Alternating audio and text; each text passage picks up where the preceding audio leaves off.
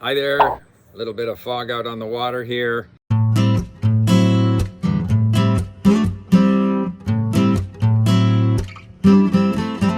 Today I want to talk about, the sort of the world we live in where languages teach themselves. The language is the teacher. This is going to be the subject of my talk at the Global Polyglot Conference, which is an online event.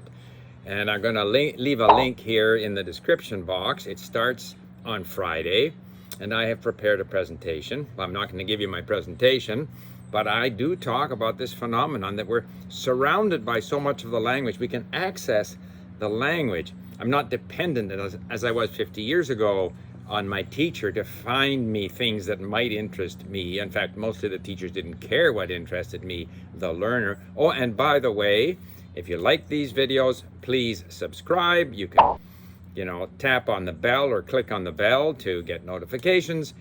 And please come to Link and learn languages the way I do. We're happy to have, obviously, more members. And of course, that's where I spend my time, learning languages. You may know that I've been working, this is my 90-day challenge on Arabic. I put up a video, sort of month one, end of month one video in Arabic. And I will be doing another one at the end of month two, at the end of October, and another one, a third one, at the end of November. I'm doing these videos to show that I am actually learning to speak, although my main goal is to achieve better comprehension of podcasts on subjects of interest to me, because I know that if I continue to engage with this material, I will improve. And if I am better at understanding, then it's not as painstaking to struggle through them, looking up words, as I'm, forced to do in Link. Now, right now in Link, my, unknown words percentage, which used to be 30-40%, is down to 15%. So it's easier than it used to be. However, I want it to be even easier. I would like to see that unknown words percentage go down to below 10. So, and you'll notice, by the way, I have on green and red because we were going to have our polyglot conference in Mexico, Cholula, Mexico. We couldn't do it because of the COVID. And so we will be going there next year, okay, the following year. We have some people preparing mini stories in Nahuatl, which is a Mexican language, just to let you know. We'll be mentioning that again at the conference. But it's interesting, people ask me, so why do you still learn languages? Here I am, by the way, October the 8th, I was 75. So at the age of 75, why are you still learning languages?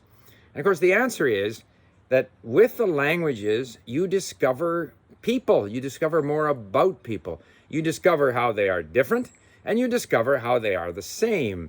And I was just thinking, as I happened to put on a green and a red, a green, at least a red golf shirt and a green little vest here, and that's the colors of Mexico. It's also the colors of Italy. You add the white in there. It's the colors of Iran. It's the colors of Portugal. And I'm sure there's others that I've left out of it. And one of the interesting things about flags is that these colors repeat. So red, white, and blue, we have the US, we have Britain, we have Russia, Holland. Again, I'm going from memory. There are undoubtedly others, Croatia, Serbia. So red, white, and blue repeats. Red and white, Austria, Canada, Switzerland, I think Denmark.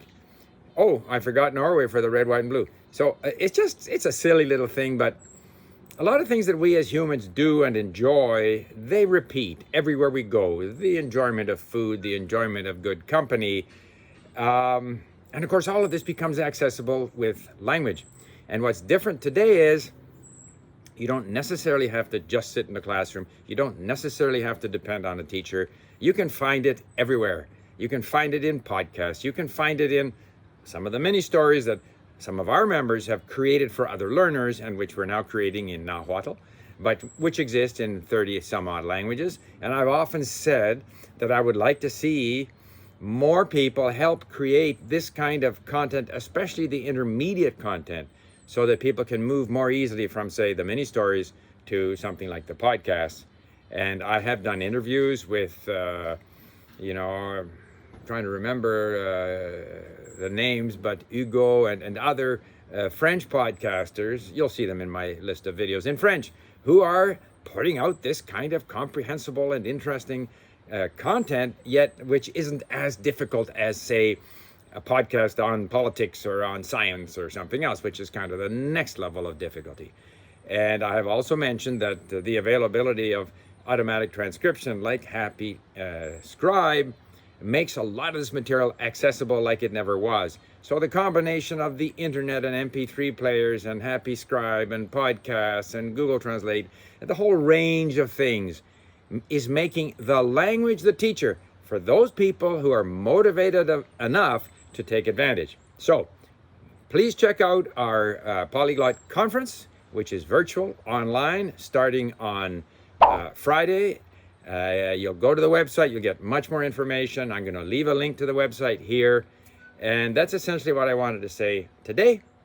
And hopefully some of you will take in some of the presentations that are going to be essentially recorded videos, as I understand it. I'm not fully, au fait as to whether there's going to be some interaction between the speakers and other participants. But if you go to the website, you'll find out all about it. So that's what I have to say today. Bye for now.